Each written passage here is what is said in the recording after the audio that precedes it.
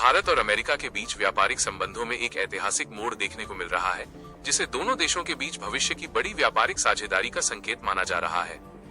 अमेरिकी राष्ट्रपति Donald Trump और प्रधानमंत्री नरेंद्र मोदी के बीच हुई हालिया फोन कॉल के बाद अमेरिका ने भारत पर लगाए गए टैरिफ को 25% से घटाकर 18% करने का आधिकारिक ऐलान कर दिया है। हालांकि आंकड़ों के लिहाज से ये कटौती 7% की है, लेकिन भू राजनीतिक और आर्थिक नजरिए से इसे भारत की एक बड़ी कूटनीतिक जीत के रूप में देखा जा रहा है। राष्ट्रपति ट्रंप ने खुद अपने ट्रुथ सोशल प्लेटफॉर्म पर इस डील का विस्तार से जिक्र किया और पीएम मोदी को अपना एक अत्यंत करीबी मित्र और वैश्विक स्तर पर एक शक्तिशाली व सम्मानित नेता बताया। इस ट्रेड डील के केंद्र में केवल टैरिफ ही नहीं, बल्कि वैश्विक ऊर्जा राजनीति भी शामिल है।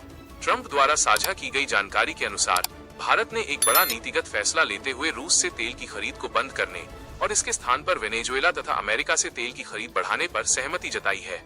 अमेरिकी राष्ट्रपति का मानना है कि भारत के इस कदम से रूस यूक्रेन युद्ध को समाप्त करने की दिशा में बड़ी मदद मिलेगी, जो पिछले लंबे समय से वैश्विक अस्थिरता का कारण बना हुआ है। इसके बदले में अमेरिका ने भारत के अनुरोध पर तुरंत प्रभाव से टैरिफ में कटौती की घोषणा की है। इस समझौते के दूरगामी परिणामों पर नजर डालें तो भारत ने बाय अमेरिका नीति के तहत अमेरिका से बड़े पैमाने पर खरीदारी का वादा किया है। इस खरीद में ऊर्जा, आधुनिक तकनीक, कृषि उत्पाद और कोयला शामिल होगा, जिसकी कुल कीमत 500 अरब डॉलर से अधिक होने का अनुमान है। समझौते की शर्तों के अनुसार यदि अमेरिका अपने टैरिफ कम कर रहा है तो भारत भी जवाबी कार्रवाई में अमेरिकी उत्पादों पर लगाए गए शुल्कों और गैर टैरिफ बाधाओं, नॉन टैरिफ बैरियर्स को धीरे धीरे खत्म करने की दिशा में काम करेगा। इसे रेसिप्रोकल टैरिफ यानी पारस्परिक व्यापारिक सुगमता की दिशा में एक बड़ा कदम माना जा रहा है। अगर पिछले एक साल की टाइमलाइन देखें तो दोनों देशों के बीच व्यापारिक तनाव काफी बढ़ गया था।